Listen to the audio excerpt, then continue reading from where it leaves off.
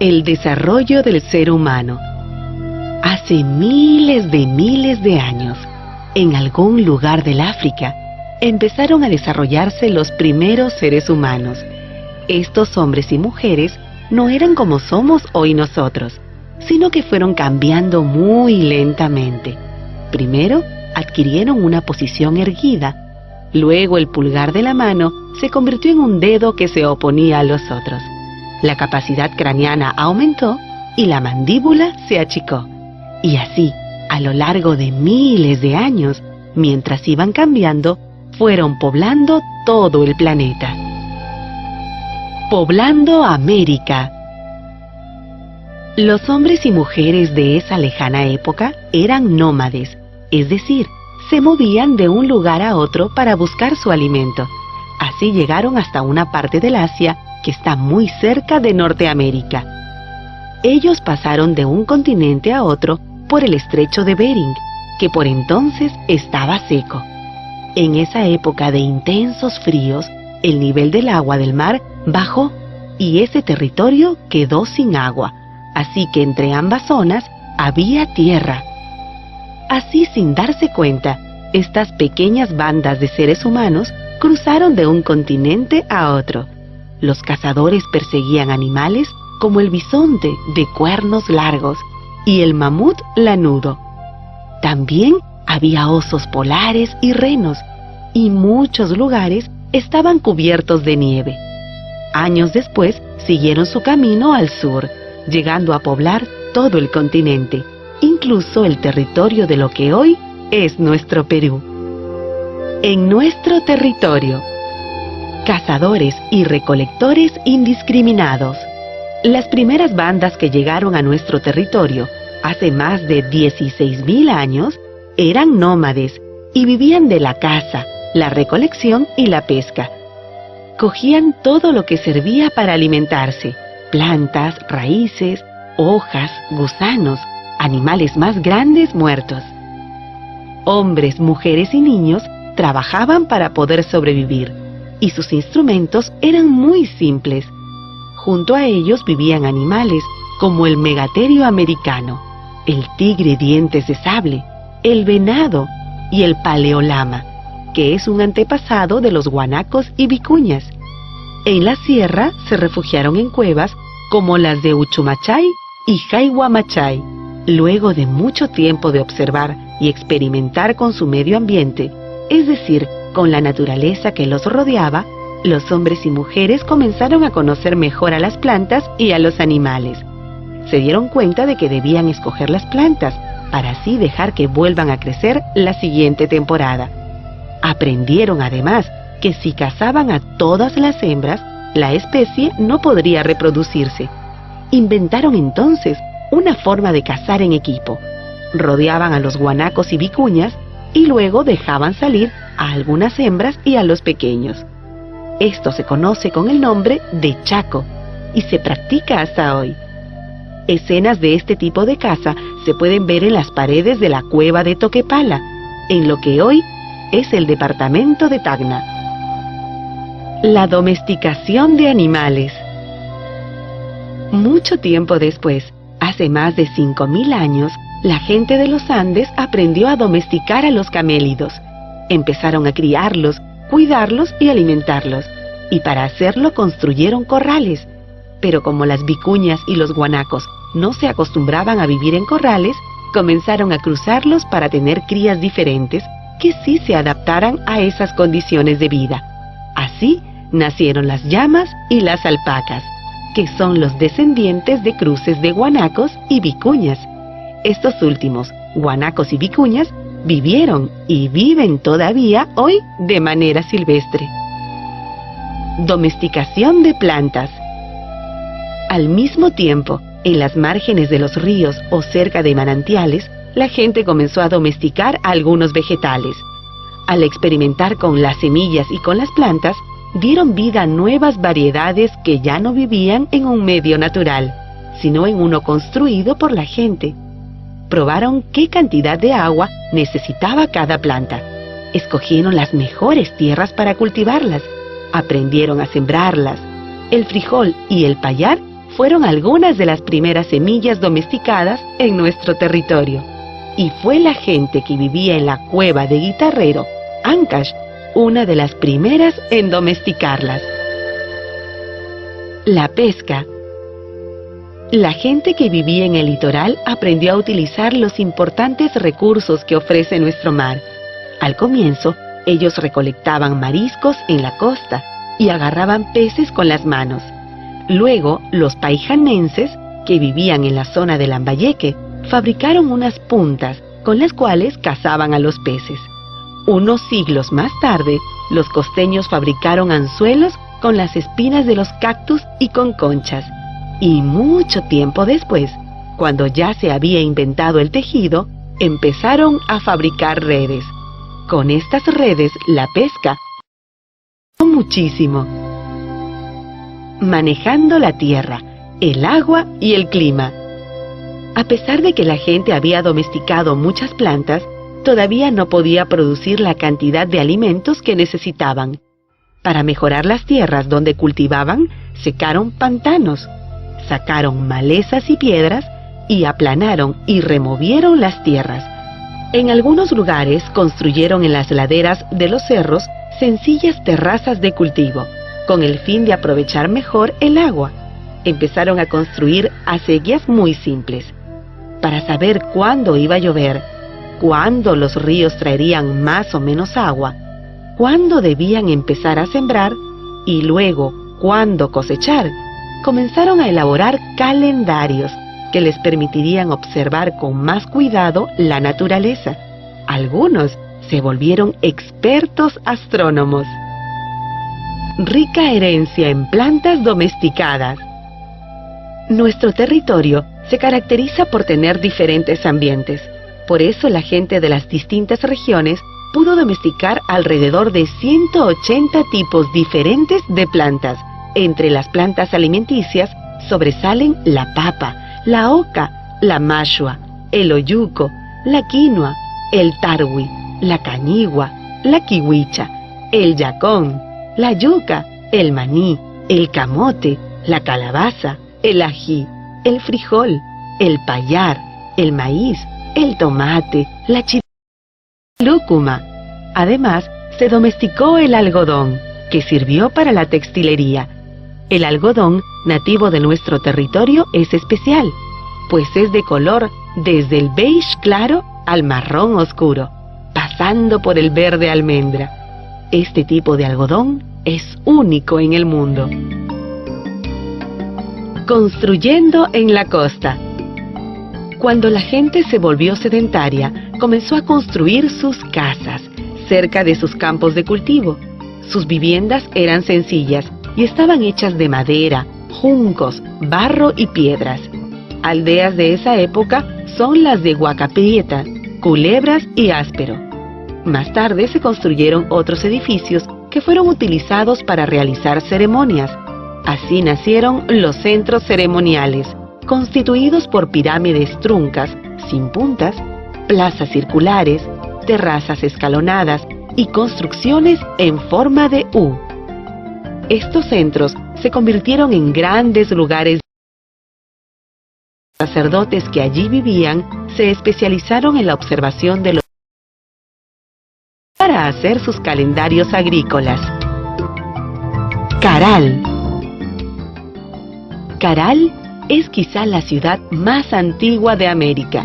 Fue levantada hace más de 4.500 años y está compuesta por un conjunto espectacular de construcciones monumentales. Abarca un gran territorio donde se construyeron alrededor de 30 pirámides truncas, algunas de las cuales miden hasta 20 metros de alto. Los hombres y las mujeres de Caral vivieron no solo de la agricultura, alimentos que provenían del mar. Además, se han encontrado en la zona productos de la sierra y la selva, lo que demuestra que mantuvieron un intercambio con estas regiones. Kotosh. Estos edificios ceremoniales fueron levantados también en otras zonas de nuestro territorio. Destaca por sus construcciones especiales el de Kotosh, en la sierra de Huánuco. Allí En una de las paredes de uno de los templos se han encontrado las primeras esculturas, 2 manos cruzadas. Además, en los templos había un cuarto cerrado que tenía un hueco en el centro, que se conectaba con el exterior por un tubo de ventilación. En ese lugar los pobladores encendían el fogón, fuego que era alimentado por el aire que venía por el tubo.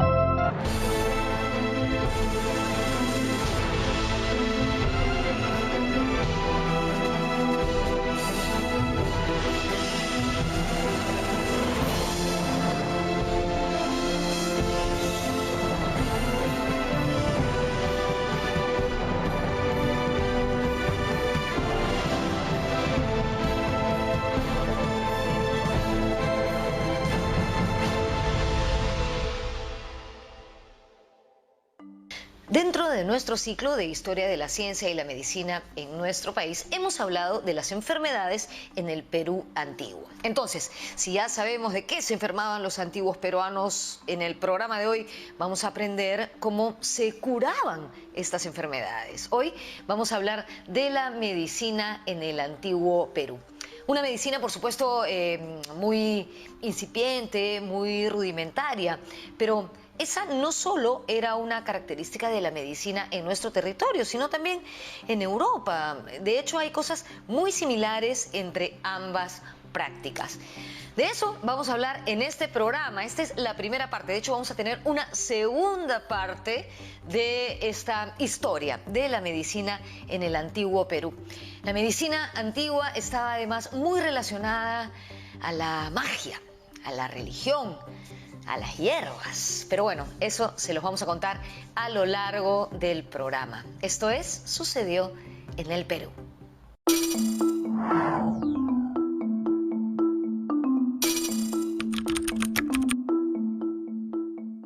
Como ya hemos aprendido, desde tiempos muy antiguos se han detectado patologías como la artritis o la acondroplasia. ¿Recuerdan que dijimos que al parecer la artritis reumatoide tenía sus orígenes en América? Pero acondroplasia es una palabra nueva. A ver, vamos a buscar. Acondroplasia, trastorno del crecimiento de los huesos que ocasiona el tipo más común de enanismo. Eso es lo que tiene el actor Peter Dinklage, que interpreta a Tyrion en Juego de Tronos.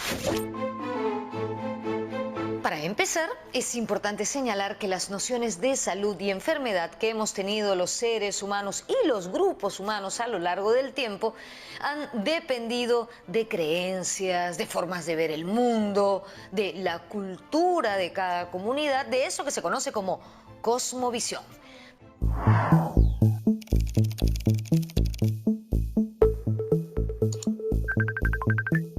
La medicina antigua, tanto mundial como local, estaba basada en una suerte de genética de pensar en los misterios.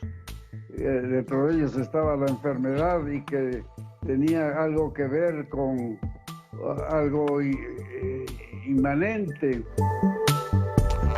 A lo largo del tiempo, cuando los seres humanos, independientemente de sus culturas, han padecido de las mismas dolencias, han reaccionado casi de la misma forma. Es decir, han actuado por instinto. Y de eso nos hemos podido dar cuenta con la pandemia del COVID-19. No se sabe mucho del estado de la medicina en nuestro territorio al momento del contacto con los europeos. Lo que sí se sabe es que las prácticas que se realizaban aquí no diferían mucho de las de Europa en ese momento. Los griegos llegaron a postular que habían humores que debían estar en equilibrio en el momento de la salud, pero que los enfermos se enfermaban porque los humores se desbalanceaban y había que corregir ese desbalance con una serie de remedios. Efectivamente, Algunos sostienen que los antiguos peruanos usaban los conceptos de los humores, que eran muy similares a los que regían la doctrina médica europea.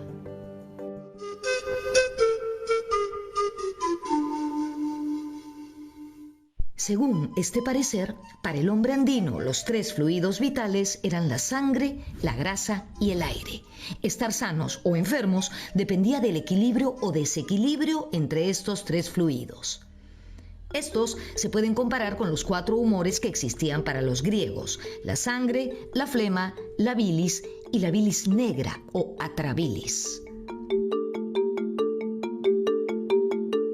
Esa manera de pensar de la medicina de los griegos, aunque parezca mentira, sobrevivió hasta la mitad del siglo XIX, mientras que todas las otras disciplinas, matemáticas, astronomía, física, química, con el Renacimiento avanzaron de una manera espectacular.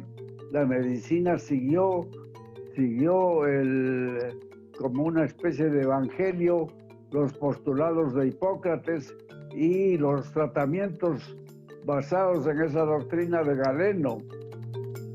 Y es así que por ejemplo, decían, tengo atlas al respecto, por ejemplo, decían, si te duele la cabeza,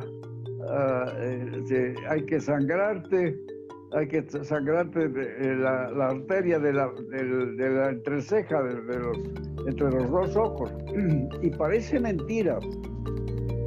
Garcilaso de la Vega dice exactamente lo mismo, que así se trataban los incas, indicando con ello que esa manera de pensar era una suerte de replicación de nuestra estructura cerebral frente a los misterios, como ha ocurrido en muchos otros campos de la cultura.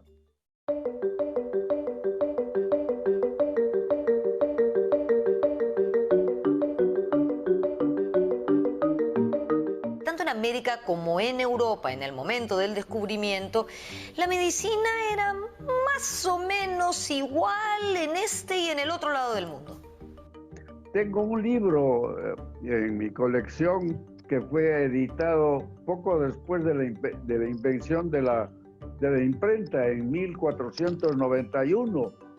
Y allí, por ejemplo, postulan que para curar las diarreas era muy bueno hacer un caldo con el estiércol de perros que solo coman huesos. O sea que los europeos trajeron ese tipo de medicina a América. Por eso es que en los siglos XVI y XVII la medicina fue criticada por muchos debido a sus terribles y muchas veces despiadados métodos. Grandes literatos como Erasmo de Rotterdam, el propio Cervantes, Shakespeare, se burlaron de los médicos de una manera verdaderamente, a veces hasta procaz, como por ejemplo en el Perú, Juan del Valle Caviedes, que ha sido tratado por algunos historiadores de la medicina como una suerte de enemigo de la profesión, y han escrito en defensa de la medicina, pero leyendo bien, Juan del Valle Caviedes tenía toda la razón del mundo, porque eran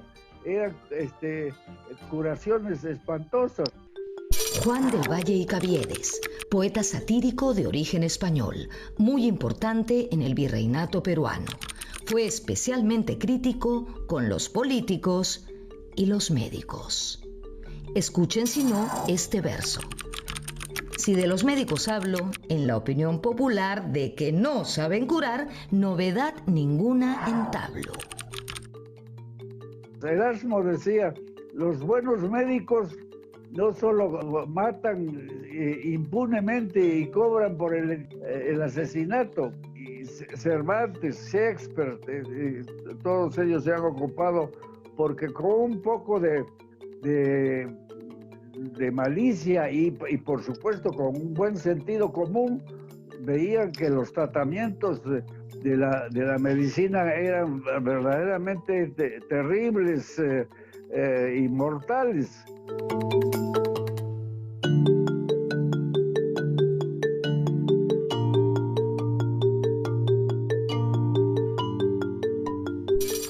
No hemos encontrado críticas de Cervantes a los médicos de su época, pero lo que sí encontramos fue consejos del Quijote a Sancho Panza, que bien nos sirven hasta hoy. Come poco y cena más poco, Sancho, que la salud de todo el cuerpo se fragua en la cocina del estómago. Sé templado en beber, considerando que el vino demasiado ni guarda secreto ni cumple palabra. Sé moderado en tu sueño, que el que no madruga con el sol no goza del día. Regresamos con todo acerca de la medicina mágico-religiosa.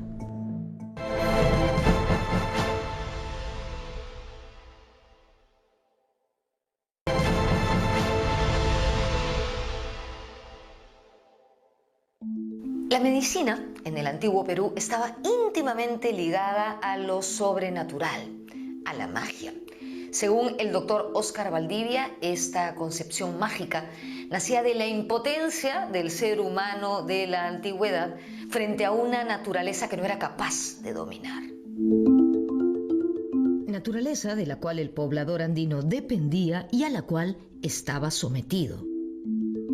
Claro, mujeres y hombres del Perú antiguo estaban sometidos a la naturaleza, como estamos todos nosotros hasta el día de hoy. Quizás esta pandemia nos ha recordado que en realidad es así, ¿no es verdad?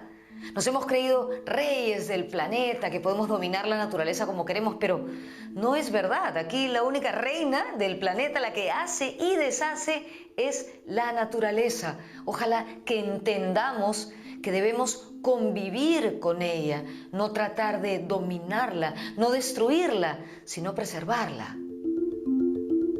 La medicina que practicaban los antiguos peruanos era más mágica que empírica y según su concepción, las enfermedades surgían como resultado de la pugna entre el ser humano y el mundo que lo rodeaba.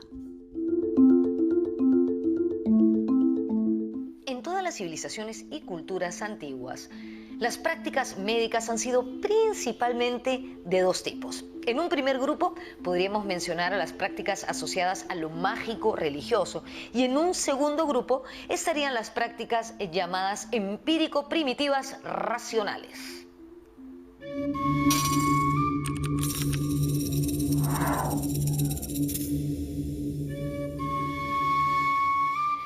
La relación de nuestros antepasados con la naturaleza era totalmente distinta a la que tenemos nosotros con ella hoy en día, ¿no?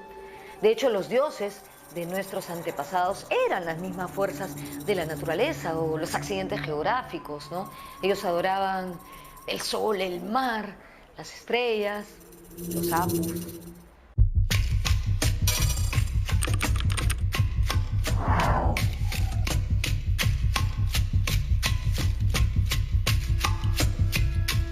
Se creía que si uno apuntaba con el índice hacia el arco iris, el índice se pudría. Incluso que si uno se reía frente al arco iris o abría la boca frente a él, le salían caries. Las jóvenes no podían pasar por debajo de un arco iris. Si lo hacían, corrían el riesgo de ser fecundadas y quedar embarazadas y dar a luz seres muertos o monstruosos que debían enterrar de inmediato para no originar terribles enfermedades en el Ayllu. Por si no lo recuerdan, el Ayllu era un grupo familiar al interior de una comunidad. Increíble estas creencias alrededor de algo tan hermoso como un arco iris, ¿verdad?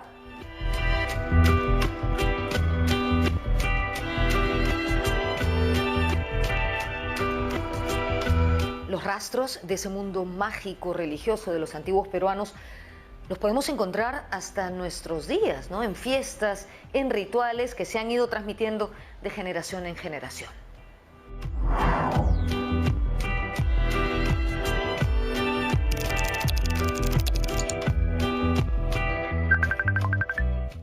rituales como por ejemplo el pago a la tierra, el pago a la Pachamama, el pago al cerro, el pago con la tinca, la chicha, ¿no?, que se hacía, los sacrificios también que se hacía de animales.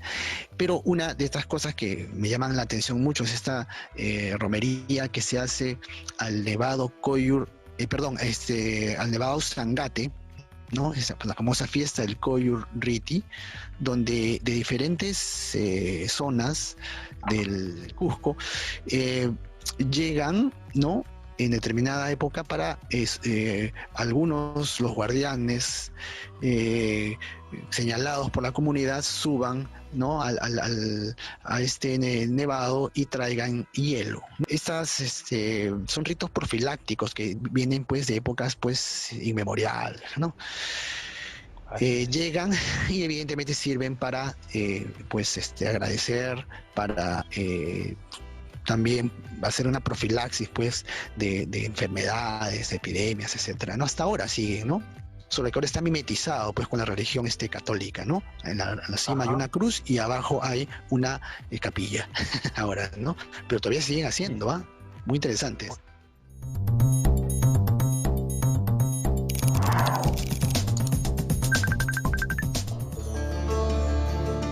Las huacas eran así como el templo de Pachacamac, aquí en el sur de Lima, famoso por sus oráculos.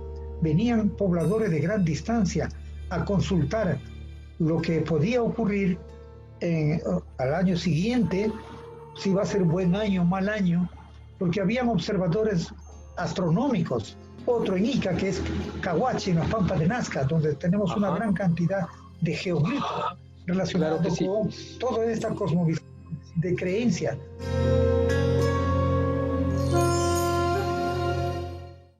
No se vayan, porque volvemos con las fiestas que realizaban los incas para calmar la ira de los dioses ante cualquier tragedia colectiva. También con las conclusiones del programa.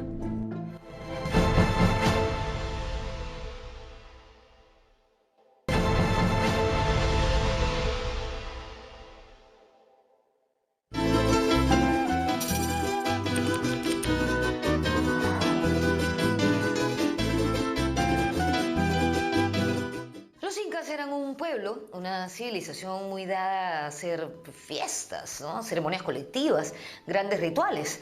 De hecho, quizás le habrían pasado bastante mal en estos tiempos de distanciamiento social y prohibición de reuniones.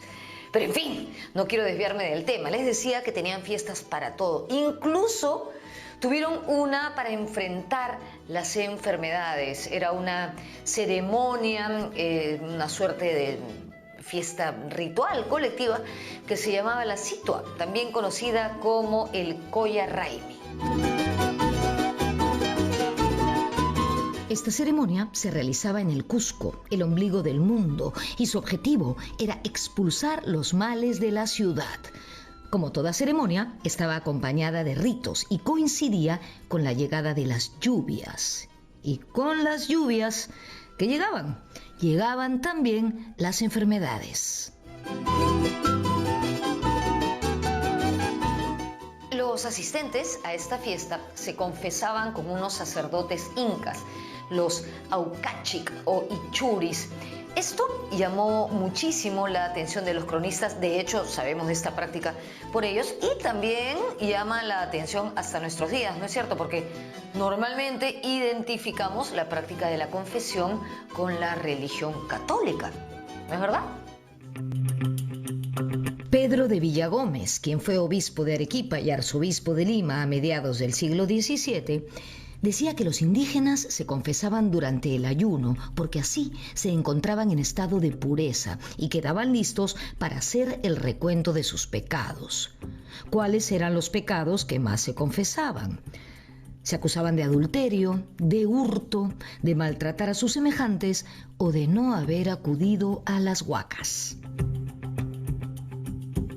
Volviendo a la Situa, se ayunaba y se sacrificaba a los animales más sanos y hermosos. Así, en esta fiesta se invocaba por la salud física y espiritual de las personas.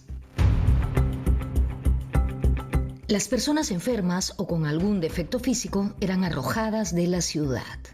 El cronista indígena Felipe Guamán Poma de Ayala cuenta en su crónica que a la situa asistían hombres armados, como si se fueran a la guerra, y gritaban cosas como esta: enfermedades, desastres, desdichas y peligros, salid de esta tierra.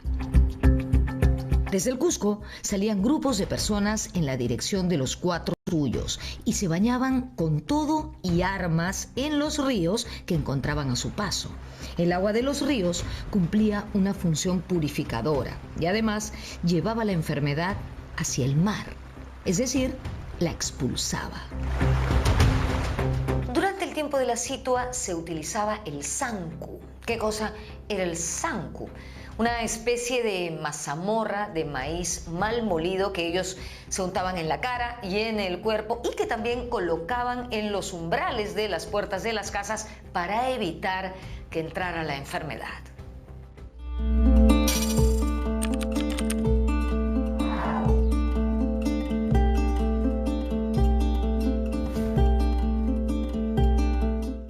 Otra ceremonia colectiva de la que hablan cronistas como Bernabé Cobo y Martín de Murúa era el Aima, o también llamada Itu. Esta ceremonia tenía como objetivo calmar la ira de los dioses frente a cualquier tragedia colectiva. Luego de 2 días de ayuno, abstinencia de sal, ají y 0 contacto sexual, sí, eso era parte del ayuno para los incas. La gente se reunía en la plaza principal del pueblo o en algún campo ceremonial, eso sí, sin la presencia de forasteros o de animales, ataviados con una vestimenta especial y con la cabeza cubierta por mantos. Al parecer, el inca Yaguarhuaca sufrió de una aguda conjuntivitis. Por esta razón se le llamó el que llora sangre. Y según la versión de Guamán Poma de Ayala, una de las esposas principales del inca Cápac Yupanqui, Chimbo Mama Cagua, sufría de ataques de epilepsia. Luego de marchar un día entero en esta suerte de caminata del terror, la procesión se detenía. Acto seguido, el sacerdote decía: ya pueden parar, nuestras plegarias han sido escuchadas por los dioses. ¿Cómo sabía eso el sacerdote? Bueno, pues por eso era un sacerdote, ¿no? Inmediatamente después, todo se transformaba. La tristeza, la fatiga, el cansancio, la solemnidad del ritual se convertían automáticamente en fiesta, en felicidad, en celebración. Comenzaban otras 24 horas, pero estas eran horas de baile, de trago, de festejo. En las ceremonias de curación, los sacrificios tenían un papel muy importante. Siempre había que ofrecerle algo a los dioses a cambio de salud, bienestar, a cambio de alejar el mal y restablecer el equilibrio. Lo mismo para pedir una buena cosecha o para que viniera la lluvia.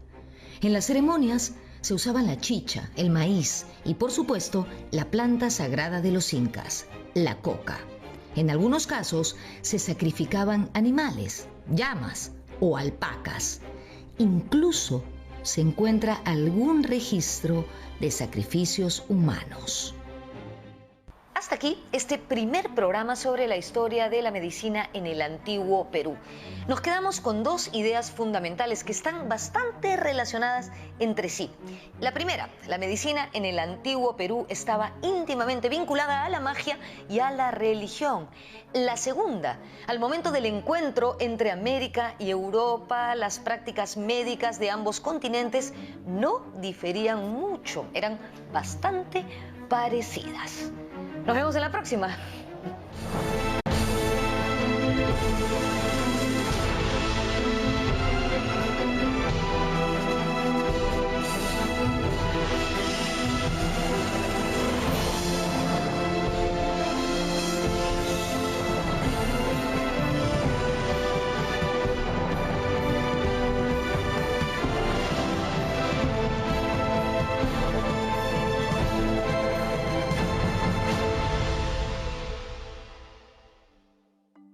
En nuestro primer programa sobre la historia de la medicina en el Perú, hablamos de que tanto aquí como en todas las otras grandes civilizaciones del mundo existieron dos tipos de prácticas médicas, las mágico-religiosas y las empíricas. En el programa de hoy vamos a ver la práctica empírica de la medicina en el antiguo Perú, porque esto sucedió en el Perú.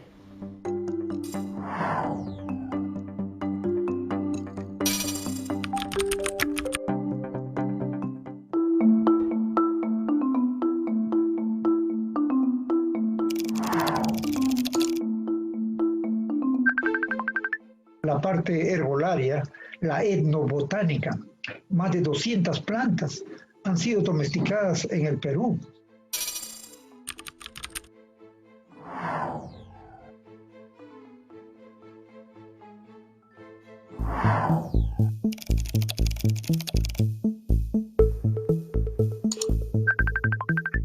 Aquí tengo un libro que está editado en Estados Unidos, un vademecum de hierbas medicinales. Ahorita tengo la penúltima edición de ese vademecum, en donde están todas las hierbas ahí, y es para uso de los médicos, de tal manera que hoy día un médico norteamericano a un enfermo con insuficiencia cardíaca le puede dar los medicamentos tradicionales o los que crea él o los que acaban de salir, pero además le receta ajo, zumo de ajo, que es un cardiotónico extraordinario. Ese vademecum, pues eso faltaría que aquí en el Perú se hiciese también una promoción que tantas hierbas medicinales tenemos. Según el doctor Juan Lastres, en los jardines del templo del Coricancha en el Cusco, los incas cultivaban las plantas que servían para la función religiosa y para la adoración. Las propiedades de estas plantas eran conocidas por los herbolarios y con ellas aliviaban el dolor, la fiebre, la hemorragia y muchas otras dolencias.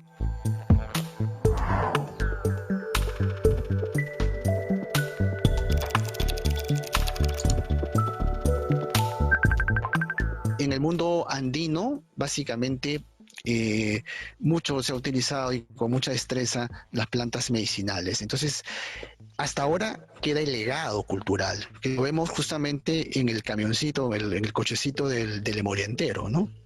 Eso es una expresión cultural que ha quedado desde los tiempos antiguos, ¿no? Y si hablamos de plantas medicinales, evidentemente tenemos que mencionar al árbol de la quina. Sí, el que está en nuestro escudo, originario de nuestro país. La corteza de este árbol produce la quinina, que se usa en diversos tratamientos medicinales.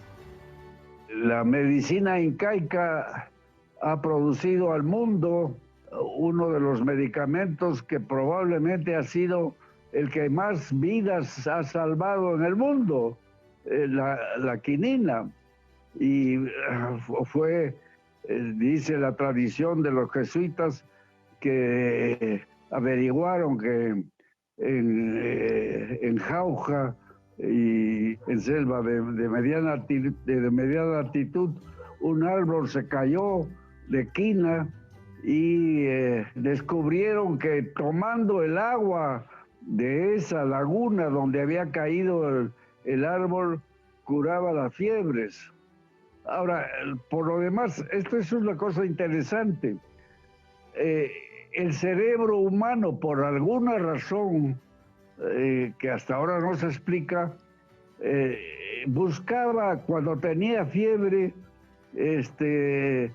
plantas de corteza amarga. Y los griegos, Dioscórides, el famoso farmacólogo griego, menciona que para curar la fiebre los griegos buscaron el sauce, y el sauce contiene ácido acetilsalicílico, que es la aspirina. La aspirina es el medicamento que más se utiliza en todo el mundo. Se estima que cada año se consumen 40.000 toneladas de aspirina. Si del sauce salió la aspirina, quizá de nuestro árbol de la quina podría salir algo así como la quinina. Lo mismo ocurrió aquí en los Andes, que buscaron para curar fiebres la corteza amarga del árbol de la quina, que es amarguísimo. Eso es sumamente interesante, ¿no? La observación. Regresamos con las intervenciones quirúrgicas en el antiguo Perú, como las delicadas trepanaciones craneanas.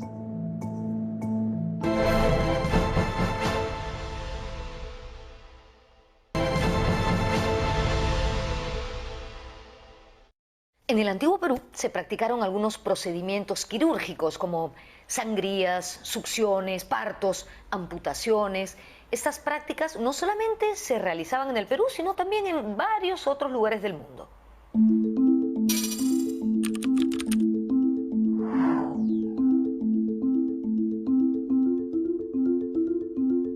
Como ya adelantamos, la sangría era la extracción de la sangre del paciente para el tratamiento de cualquier dolencia. Para curar enfermedades tenían que utilizar la epistaxis. ¿Qué quiere decir esto? Que tenían que aplicar el sangrado. Si yo tenía una enfermedad infecciosa en la mano y me picaba durante mucho tiempo y tipo UTA, que iba carcomiendo, tenía que cortarle el brazo o la mano, amputaciones, y también lo tenemos en la cerámica mochica.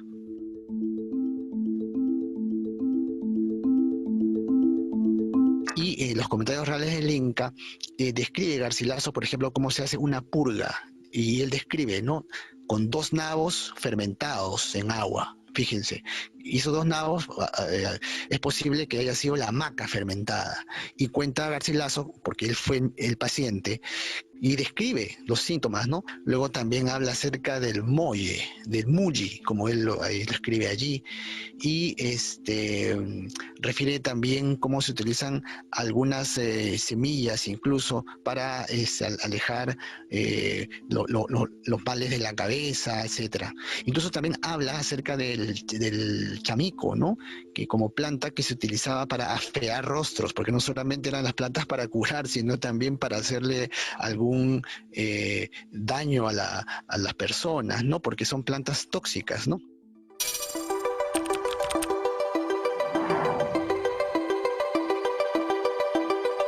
Un método muy difundido que utilizaban los curanderos de varias culturas eran las succiones, es decir, que extraían la enfermedad de los pacientes, o sea, como que se la chupaban y luego la escupían al suelo o al río para que el agua se la llevara lejos del paciente. En la medicina amazónica he tenido oportunidad de ver cómo trabajan estos agentes de la medicina tradicional en la selva, y por ejemplo todavía existe lo que se llama la chupada, ¿no? O sea, un dolor de estómago, viene el curandero, o también se le llama a la gente de medicina tradicional, empieza a absorber, o sea, a chupar la zona dolorida, y luego después al rato se provoca el vómito y arroja al costado. De nuestro punto de vista, pues esto es una cuestión tirada de los pelos, pero desde el punto de vista simbólico del paciente y desde su concepción es que el curandero chupa o absorbe los males y luego el mal lo arroja. Cuentan los cronistas que otro método que utilizaban era llevar a los enfermos a los cruces de caminos para que los caminantes se llevaran sus males. También dejaban la ropa de los enfermos en los caminos para que quienes la recogieran se llevasen sus males con ellos. Otra cosa que se usaba para extraer las enfermedades eran los enemas. Sí, esos mismos que usaban las madres de antaño, o que me imagino algunas usan todavía hasta el día de hoy. Nos dice el doctor Uriel García que estos enemas se hacían con cañas huecas a través de las cuales se aplicaban líquidos curativos o humos de hierbas medicinales. Mejor los que aplicaban las mamás, ¿no?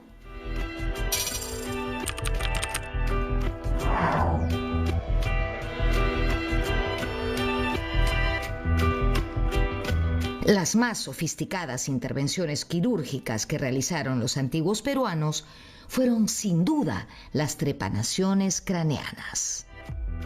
El estudio de las trepanaciones craneanas comienza en el siglo XIX, fundamentalmente cuando se encuentran cráneos con deformaciones, llamados también modelaciones cefálicas. Y desde ahí ya comienza a haber todo un mito, ¿no?, de que quiénes eran estos hombres que se deformaban el cráneo de esas enormes elevaciones básicamente de esta región de lo que es el hueso del occipital y los parietales. Es interesante, eso demuestra cómo el cerebro humano en la India, en Egipto, en los Andes del Perú, pensaban que algunos males probablemente psiquiátricos estaban encerrados por los demonios dentro del cráneo y practicaban una cirugía, especialmente en el Perú, en Calca, por ejemplo.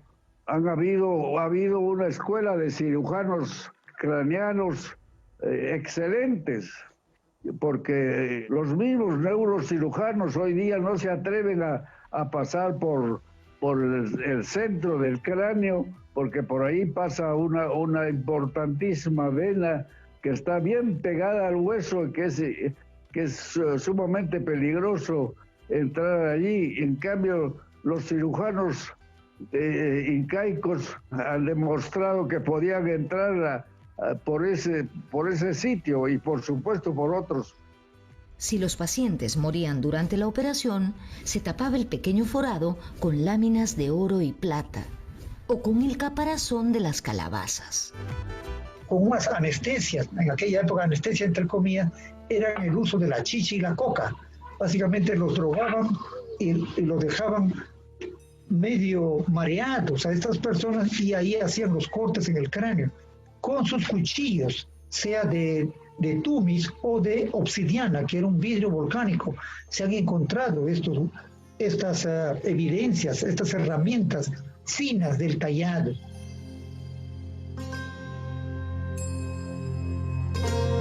Hay el famoso cráneo de Makurdi que está en el Museo Antropológico de Magdalena.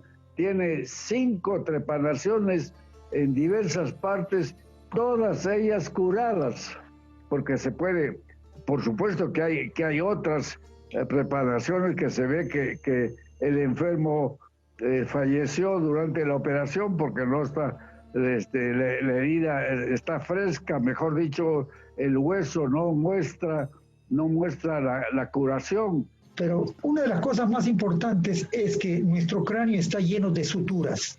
Suturas son las líneas que unen un hueso con otro, o sea, el hueso que tenemos aquí en la frente frontal, pero llega hasta aquí nomás, hasta la zona del límite del cabello humano.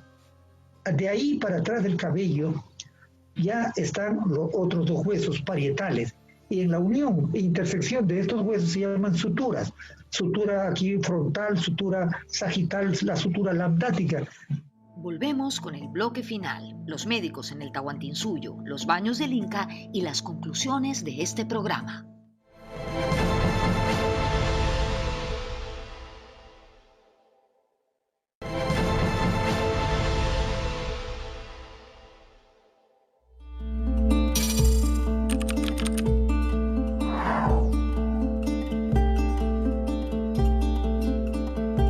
En su nueva Crónica y Buen Gobierno, ese excelente manuscrito del cronista indígena Felipe Guamán Poma de Ayala, él se refiere al baño del Inca.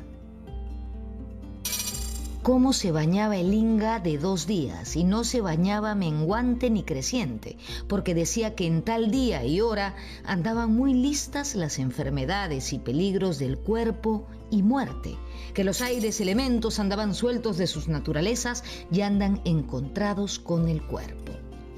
Fíjense qué interesante lo que dice Guamán Poma, ¿no? que el Inca no se bañaba cualquier día.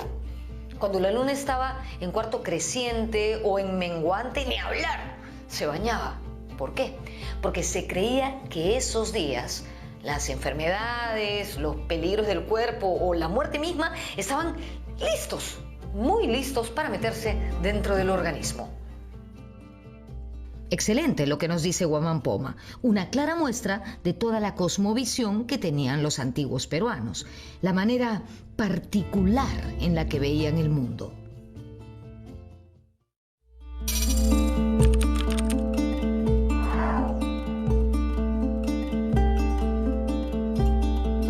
En el Perú antiguo, la idea de médico era bastante distinta de la que tenemos hoy. En ese entonces, el médico era una especie de curandero, sacerdote y hechicero, una mezcla de estas tres cosas. Él era el encargado de restaurar el orden y el equilibrio. Seguramente muchos de ustedes, ¿no? O yo incluso, cuando me he asustado y después me he tranquilizado, he dicho, me volvió el alma al cuerpo, ¿no? Existe esa expresión bastante conocida. Bueno, justamente eso era lo que hacían los médicos en la antigüedad, regresar el alma al cuerpo.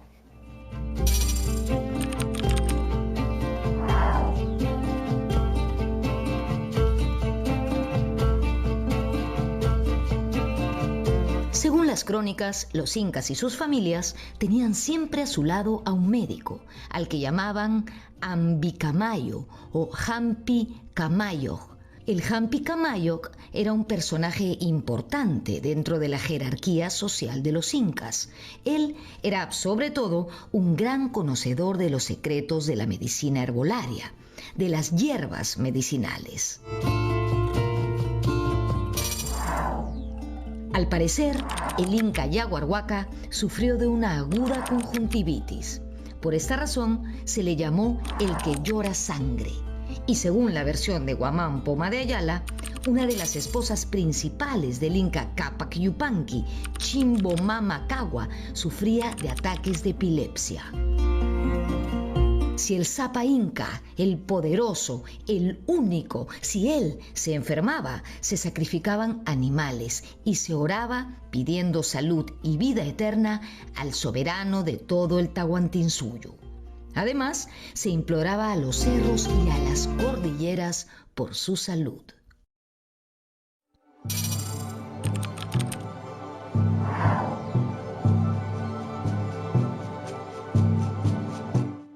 Una pregunta como muchas que nos hacemos acerca del Perú antiguo, para la cual no existe una respuesta única. Esta pregunta es si existieron hospitales en el mundo andino como los conocemos hoy en día. Para muchos, no. Muchos estudiosos sostienen que cuando la gente se enfermaba, se atendía en sus casas, en tambos o en las huacas. Garcilaso de la Vega habla de los corpahuasis, que eran hospederías que se encontraban en los caminos reales. La palabra corpahuasi significaba casa de peregrinos notables. Así escribía Garcilaso. Allí se les daba de comer y todo lo necesario a los caminantes, y que si enfermaban, los cuidaban con muchísimo cuidado, de manera que no echen de menos sus casas. Guamán Poma de Ayala habla de calles para enfermos, en donde dice que colocaban a los enfermos según sus dolencias y padecimientos y según su condición social. El doctor Juan Lastres se preguntaba si en las fortalezas o templos existían lugares especialmente designados para los enfermos. Él dice que algunos creen ver en la fortaleza de Paramonga un hospital. Dice también que es muy probable que en la cultura Paracas sí existieran espacios diseñados para operaciones de alta complejidad, de las que ya hablamos, las trepanaciones craneanas. Y esto tiene mucho sentido, ¿no? Porque imagínense, no es como que se va a hacer una trepanación, pues, en la mesa de la cocina de la casa, ¿no? Lo que parece que sí existía era una suerte de especialización. Algunos médicos, sacerdotes o curanderos estaban especializados en diferentes técnicas. y también, en ciertos casos, en determinadas dolencias.